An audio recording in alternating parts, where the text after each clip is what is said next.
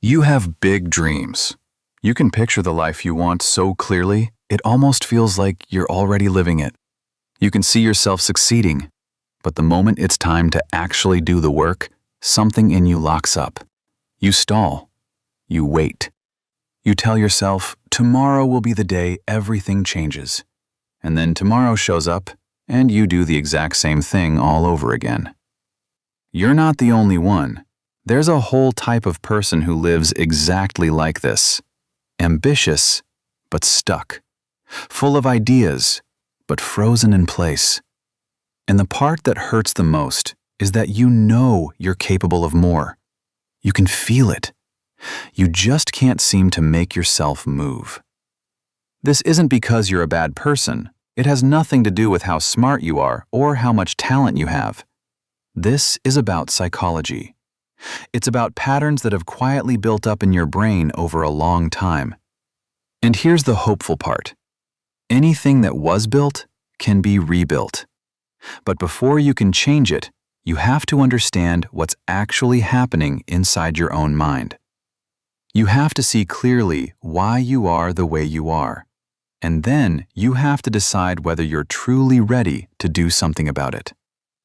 Let me describe what your days probably look like. You wake up with the best intentions.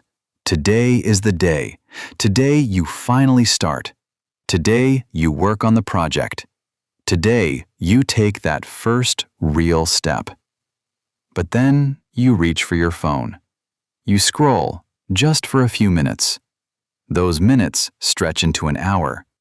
Half the day disappears before you've noticed. So you tell yourself you'll start after lunch. Lunch comes and goes. Now you feel tired, flat, unmotivated. So you tell yourself tomorrow when you have more energy. And the loop closes again. At night you lie in bed and the guilt settles in. You're let down by yourself.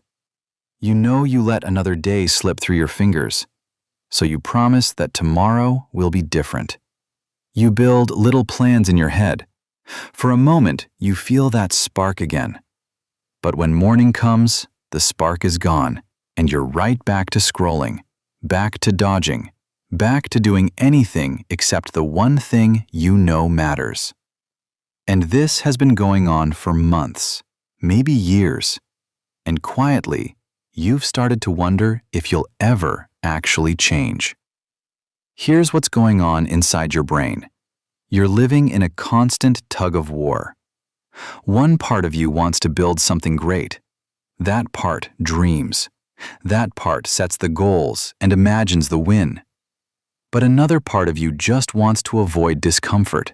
It wants safety. It wants ease. It wants to shield you from failure, from rejection, from anything that feels like hard work. And right now, the part that craves comfort is winning. Not because you're weak, because your brain is wired to run from pain and chase pleasure. That's just how humans are built. When you think about working toward your goals, your brain reads it as a threat. It sees effort. It sees uncertainty. It sees the chance that you might fail. And it doesn't want any of that. So it hands you an easier door. Scroll, watch something, play a game, do anything that feels good right this second. And the moment you do, your brain hands you a little hit of dopamine. You feel slightly better, the discomfort fades, and your brain quietly learns that avoiding your goals feels good. So it keeps nudging you to avoid them again and again. This isn't laziness. This is survival mode. Your brain genuinely thinks it's protecting you. But here's the trap. While it's protecting you from a little discomfort today, it's quietly stealing your happiness tomorrow. Every day you avoid the work, you're strengthening the habit of avoidance. Every time you pick comfort over action, you're teaching your brain that your dreams don't really matter. And every night you lie there drowning in guilt, you're deepening the belief that you're just not good enough. You're building a cycle that gets harder to escape the longer you stay in it. Let me tell you what you're probably thinking right now. You think you're just not disciplined enough. You think successful people were handed some special quality you didn't get. You think if you could just feel more motivated, everything would finally click. But that's not how any of this works. Motivation is a feeling, and feelings come and go like weather. You can't build a life on something that disappears. You need something sturdier. You need structure. You need systems. You need to understand that discipline isn't something you're born with. It's something you build, one small decision at a time. And there's something else weighing on you. Perfectionism. You hold such a vivid picture of what success should look like that anything less feels like failure. So you wait. You wait for the perfect plan. You wait until you feel ready. You wait for conditions to be just right. But perfect never arrives. Ready never arrives. Ideal never arrives. And while you keep waiting, your life keeps moving without you. Perfectionism isn't really about high standards. It's fear wearing a nicer outfit. It's your brain handing you a reason to never begin. Because if you never begin, you can never fail. Let me be honest with you about something deeper. You're afraid. You're afraid that if you really try and it doesn't work, you'll have to face the possibility that maybe you're not as exceptional as you hoped. Maybe your ideas aren't as brilliant as they felt. Maybe you can't actually do the things you dream about. And that fear is paralyzing. So it feels safer to stay inside the fantasy. It feels safer to keep dreaming and planning and imagining, never putting any of it to the test. Because as long as you don't try, you get to keep believing you could have succeeded if you'd wanted to. But somewhere underneath, you already know that belief is hollow. So here's what you need to understand. Failure is not the opposite of success. Inaction is. When you fail, you at least learn something. When you do nothing, you learn nothing at all. Every person you admire has failed far more times than you've even attempted. The only difference is, they kept moving. They took messy, imperfect action. They started before they felt ready. They built momentum through showing up, not through waiting to feel inspired. And that's exactly what you have to do. Stop waiting for the perfect moment and start creating momentum with the moment you already have. So how do you actually break out of this? How do you go from someone who only dreams to someone who actually does? It begins with swallowing a hard truth. You are not going to feel like it. You will probably never wake up overflowing with energy, thrilled to do the hard thing. That's just not how the brain works. You're going to have to do it anyway. You're going to have to act even when the feeling isn't there, especially then. Because every single time you move despite the resistance, you're rewiring your brain. You're teaching it that discomfort isn't dangerous. You're building the muscle of discipline. Start small. I mean it. Don't try to overhaul your entire life overnight. That's your perfectionism talking again. Pick one thing. One small thing that moves you toward what you want. Maybe it's 15 minutes of work. Maybe it's one paragraph. Maybe it's a single phone call. The size doesn't matter. What matters is that you actually do it. And then you do it again tomorrow. And the day after. You're not chasing perfect. You're building consistency. Because consistency is what creates habits, and habits are what quietly build entire lives. And here's the secret nobody warns you about.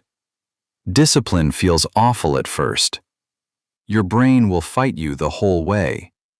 It'll offer every excuse in the book. You're tired. You deserve a break. You can always start tomorrow.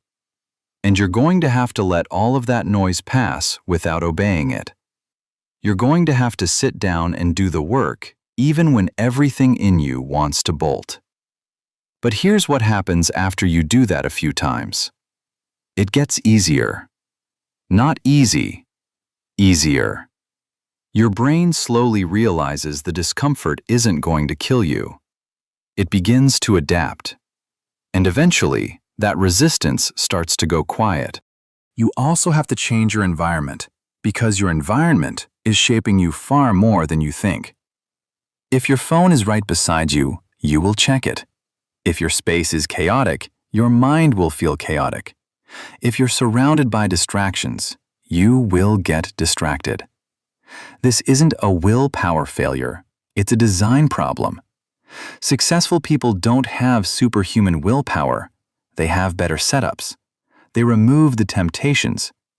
They build spaces that make focus the path of least resistance. They arrange their lives so the default choice is the productive one. So turn off the notifications. Put your phone in another room entirely. Clear your desk. Pick a specific time each day for focused work and guard that time like it's sacred. Tell people not to interrupt you. Close the tabs you don't need. Strip away everything that isn't essential. Make distraction harder than focus. Your future self will thank you, because every distraction you remove is one less decision you have to make. And every decision you don't have to make is energy you get to pour into what actually matters. Now let me say something you might not want to hear. You need to stop consuming so much content. You're probably watching videos about success, reading articles about productivity, listening to podcasts about motivation, and all of it feels like progress. But it isn't. It's just another flavor of avoidance. It's your brain fooling you into thinking that learning is the same as doing. You don't need more information. You already know what you need to do. You need to stop gathering and start executing. When this video ends, close it and go do one single thing that moves you forward. Just one. Here's another hard truth. You have to accept that your early work is going to be bad. Your first attempt at almost anything will be rough. That's normal. That's the process. Every expert started as a beginner. Every masterpiece began as a clumsy first draft. You are not going to create something brilliant on your first try, and that's completely okay. You're not trying to be great right now. You're trying to begin. You're trying to build the simple habit of showing up. Quality comes later. Consistency comes first. And let me tell you what's going to happen once you start. You'll feel resistance. You'll want to quit. You'll have days where you slide right back into the old patterns. And that's okay. Progress was never a straight line. You'll mess up. You'll skip days. You'll fall short. But the people who succeed don't let one bad day become a bad week. They don't let one slip become an excuse to give up entirely. They notice the stumble and they get back on track. That's the whole secret. Just keep coming back. You also have to stop beating yourself up. Guilt doesn't motivate you. Shame doesn't make you better. Every night you lie there hating yourself for another wasted day, you're only feeding the problem. Try something different. Try self-compassion. Talk to yourself the way you'd talk to a friend you cared about. You slipped today. Okay. Tomorrow's a fresh start. You didn't do everything you planned. That's fine. Do one thing right now. Forgiveness isn't letting yourself off the hook. It's giving yourself permission to try again without dragging all of yesterday's weight behind you. And here's what you really need to hold on to. You are not lazy. Lazy is not who you are. Lazy is only what you've been doing, and those are two very different things. Who you are is someone with dreams, with potential, with a real ability to change. What you've been doing is avoiding discomfort because your brain hasn't yet learned that discomfort is where the growth lives. Now you understand the psychology underneath your patterns, and understanding is always the first step toward change. Ambition without action is just fantasy, and wishing alone will never build the life you want. But action without self-compassion won't last either. You need the discipline to move even when you don't feel like it, and you need the kindness to forgive yourself when you fall short. That balance, right there, is what creates change that actually sticks. So here's what I want from you. Stop watching videos about change and start being the change. Stop planning your life and start living it. Stop waiting for motivation and start building discipline. Take one small step today, because that one small step teaches your brain that this time you mean it. And if you take another small step tomorrow, that momentum begins to grow. And before long, you won't even recognize the person you used to be. You've spent so long imagining the life you want. Now it's time to build it. Not someday, not when you feel ready. Now. You just have to start, and then keep going. One day at a time, one decision at a time, one small action at a time. That's how lives actually change. That's how dreams quietly become real. Through small, consistent choices that add up over time. You are capable of so much more than you've ever shown yourself. But no one is going to do this for you. No one is going to save you from yourself. You are the only person who can break this cycle. You're not broken. You're not hopeless. You're just stuck in a pattern, and patterns can always be changed. It won't be easy. It won't be comfortable, but it will be worth it. Because on the other side of this struggle is the version of you that you've always wanted to be. The one who doesn't just dream, the one who does. Go be that person, starting right now.